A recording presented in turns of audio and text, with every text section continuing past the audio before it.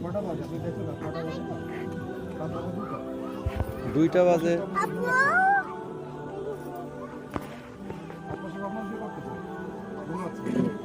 আচ্ছা এইটুকু বন্ধ করে দিন। আপনাদের যদি গান শুনতেই হয় নিজেরা একা একা শোনে, আমাদের তো শুনতে পাবো না। আপনি কি আমাকে চিনেন? আপনি তো এটা কি করতেছেন? আপনি কি মুসলিম না মুসলিম? সেটা কি মুসলিম হয়ে কিভাবে করতেছেন? ধুম ধারাক্কা গান বাজতেছে, আর ঢাকা শহরে বিশ্বাস করেন না এই অত্যাচারে থাকা যায় না। মানে একটা ফ্ল্যাট ধরেন 14 তলা 10 তলা, তো এই 10 তলার মধ্যে 5 তলার সদস্যের বিয়ে, ও ছাদটা হায়ার করে নিয়ে এমন জোরে ধুমধারাক্কা মিউজিক শুরু করবে যে পুরো এলাকার প্রত্যেকটা ঘরে ঘরে যেন সাউন্ড আছে, মানে ওর উপর যেন ওয়াজিব করা হয়েছে সবার কানে গান বাজনা পৌঁছায়। কিন্তু কিছু করার নাই, আপনি বলতে যান উল্টা আপনার উপর চড়া হবে। হুজুর আসছে বেশি বেশি কোন, আমরা আর মুসলমান না, আমরা আর ইসলাম ফলো করি না বলতে আসছে।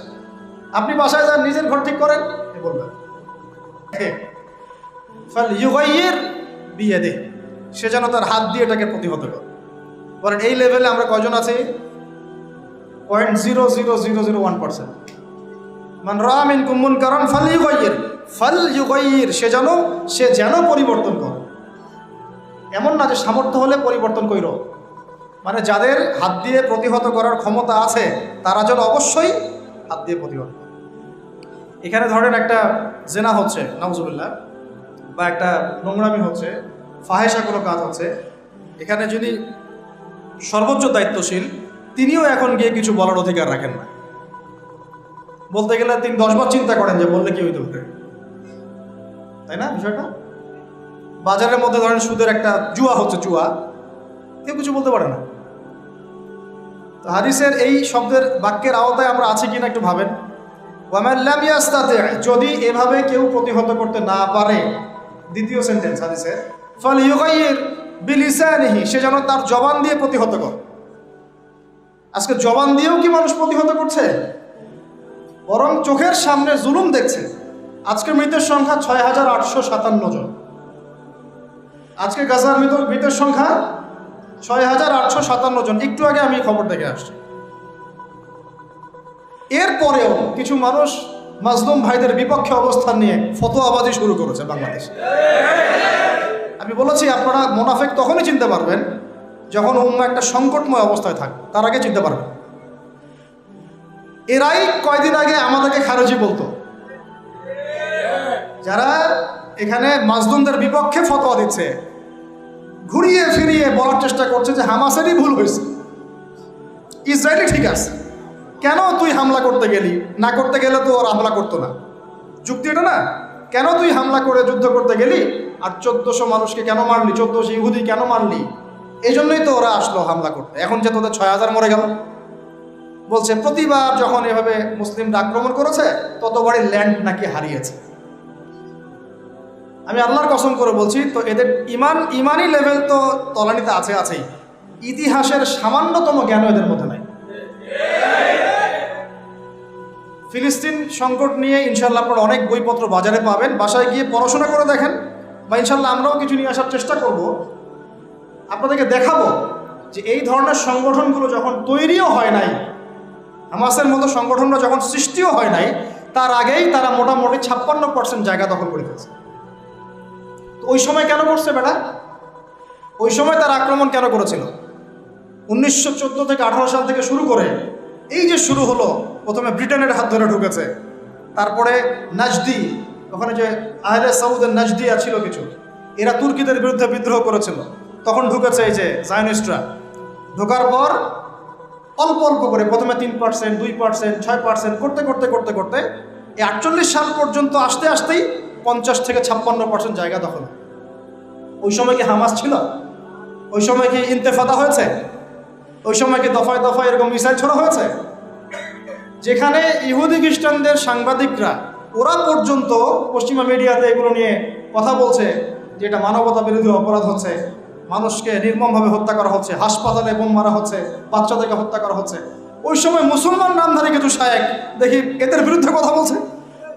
মুজাহিদ ভাইদের বিরুদ্ধে কথা বলছে, লোক দেখায় দান করেন না। আর ইলেকশনের আগে আগে তো দানটা বেশি করেন আপনারা। আমরা এই সুযোগটা নিব, অবশ্য আমরা বেশি বেশি দান নিব এখন তাদের কাছ থেকে, ঠিক আছে?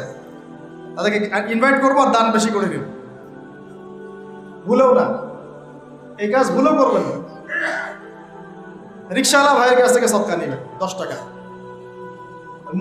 মুচি ভাই, তরকারিওয়ালা, ভ্যান চালক, এদের কাছ থেকে হালাল টাকা থেকে টাকা নেবেন। ওই বেড়ার মসজিদ থেকে দিন প্রচার হবে, আর হারাম টাকার এসি মসজিদ থেকে দিনের কোনো প্রচার হবে না।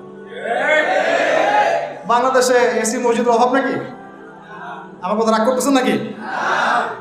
বাংলাদেশে এমন অনেক মসজিদ আছে কোটি কোটি টাকার প্রজেক্ট, ঠিক শেষ জামানার হাদিসের মতো। নবীজি বলেছেন শেষ জামানায় কিছু মসজিদ হবে চাকচিক্যময়, একদম গর্জিয়াস, হেদায়েত উঠে যাবে। পরের লাইন হচ্ছে হেদায়েত উঠে যাবে, ওটা নাই? নামাজ শেষ, মসজিদ বন্ধ। মসজিদে খাদেমদের মাঝে মাঝে অস্থিরতা দেখলে মনে হয় যে বাসায় গিয়ে সুন্নতটা পড়ি, এখানে পড়ার দরকার নেই, বিরক্ত হচ্ছে মনে হয়। নামাজ শেষ হওয়ার পর তাড়াতাড়ি এসি বন্ধ করতেছে, লাইট অফ করতেছে, ফ্যান অফ করতেছে। ভাই তাড়াতাড়ি যান, বিল উঠতেছে। আল্লাহ আমাদেরকে বোঝার তৌফিক দান করুন। তো উম্মার ক্রান্তি লগ্নেই আপনি এগুলো চিনতে পারবেন, তাছাড়া পারবেন না।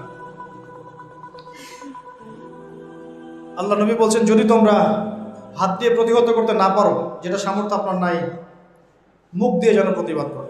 এখন এই জায়গায় আমাদের ইমান ঠিক আছে না নাই?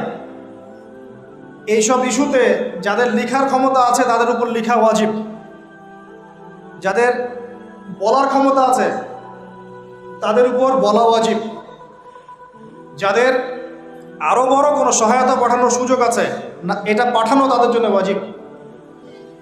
যাদের রাষ্ট্রীয়ভাবে কিছু করার ক্ষমতা আছে ওইটা করা তার উপর ওয়াজিব। আর যার এসব কোনো কিছুই করার ক্ষমতা নাই তার উপর দোয়া করা ওয়াজিব। আমাদের কি দোয়া করার ক্ষমতা নাই? আল্লাহ পাক শুনবেন না আমাদের দোয়া?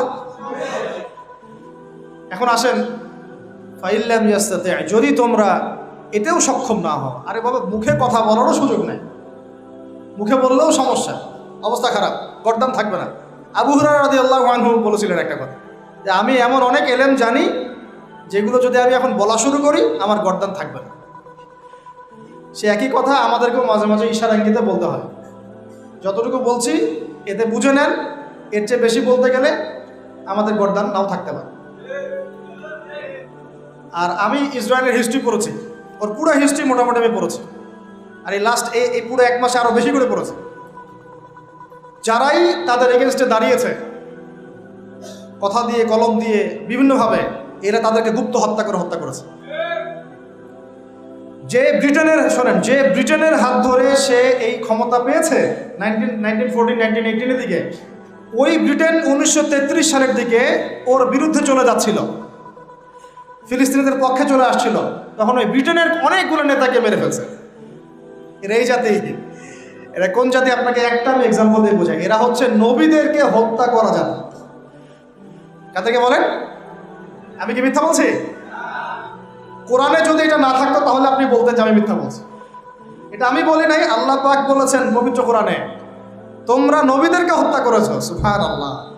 আর এরা আমাদের নবী মুহাম্মদ সাল্লাল্লাহু আলাইহি ওয়াসাল্লামকেও 2 বার হত্যা করার চেষ্টা করেছে। একবার বনু নাজির যুদ্ধের আগে, আরেকবার খায়বার যুদ্ধের সময়। ওটা শেষ করবো আমি ওইদিকে এসে। তো ভাই, আমরা যারা মুখ দিয়ে বলতে পারবো না তাদের ফাইল্লাম ইয়াস্তাতি' ফাবি কলবিহি, তাহলে যেন অন্তর থেকে ঘৃণা করে। এখন আপনি বলেন, এই হাদিসের আওতায় আমাদের ইমান টিকে আছে না নাই? অ্যাটলিস্ট মন থেকেও কি ঘৃণা করে? সাধারণ মানুষ মন থেকে অন্তত ঘৃণা করে। আর যদি ওয়াযালিকা আদআফু মিনাল ঈমান, মানে এটা হচ্ছে ইমানের সবচেয়ে নিচু লেভেল, তার মানে যার মন থেকেও ঘৃণা আসছে না, ইমানের সাথে কোনো সম্পর্ক নেই। সোজা কথা। এখন আমাকে বলেন, যারা চোখের সামনে এই জুলুম, নির্যাতন, অন্যায় বছরের পর বছর দেখে আসতেছে, তার উপরে মাজলুমদের পক্ষ না নিয়ে জালেমদের পক্ষে ফতোয়াবাজি করতেছে, ইমানের কোন লেভেলে তারা আছে?